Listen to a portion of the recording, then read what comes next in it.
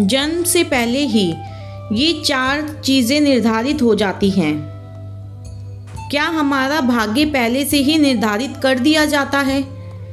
क्या भाग्य का लेख कभी नहीं मिटता, या फिर जो भाग्य में लिखा होता है वही होता है? तो मित्रों, चलिए इसे समझते हैं। मित्रों, शास्त्रों के अनुसार देखा जाए तो भाग्य का लिखा नहीं मिटता, वह होकर ही रहता है।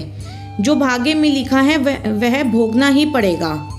प्राणी अपने भाग्य का निर्माता स्वयं ही होता है। प्राणी के कर्म ही तय करते हैं उसका भाग्य और दुर्भाग्य। भगवान श्री कृष्ण कहते हैं कि मनुष्य कर्म करने के लिए स्वतंत्र है, वह अपनी इच्छा के अनुसार ही कर्म करता है, परंतु कर्मों का फल मैं स्वयं देता हूँ।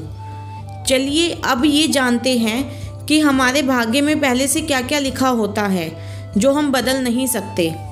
पहला, आयु। जब कोई शिशु अपनी माँ के गर्भ में होता है, उसके जन्म से पहले ही उसकी आयु निर्धारित हो जाती है।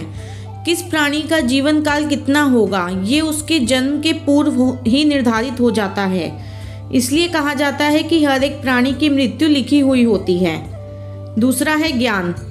इस संसार में जितने भी मनुष्य हैं उनके भाग्य में ये पहले से ही निर्धारित होता है कि वह कितना ज्ञानी या विद्वानी होगा। किसी मनुष्य की बुद्धि बहुत ज़्यादा होती है, किसी की सामान्य और किसी की बहुत कम होती है। तीसरा है कर्म। शास्त्रों में वर्णन मिलता है कि व्यक्ति को उसके पिछले जन्मों के कर्मों के अनुसार ही सुख और दुख मिलता है। व्यक्ति अपने कर्मों द्वारा ही सुखी जीवन पाता है। किसी को सुख ही सुख मिलता है तो किसी के जीवन में दुख ही दुख होता है, और किसी का जीवन उतार चढ़ाव में बीतता है। इसलिए कहा जाता है समय से पहले और भाग्य से ज़्यादा किसी को कुछ नहीं मिलता। चौथा है विवाह। आपका विवाह कब और किसके साथ होगा ये पहले से ही निर्धारित होता है। कई बार ऐसा होता है आप विवाह करना चाहते हैं किसी के साथ और आपका विवाह किसी और के साथ हो जाता है, क्योंकि ये सब पहले से ही निर्धारित होता है। तो मित्रों, आशा करते हैं कि आपको हमारी वीडियो अच्छी लगी होगी। तो कृपया कर इस वीडियो को लाइक करें, चैनल को सब्सक्राइब करें और कमेंट में जय श्री कृष्ण अवश्य लिखें।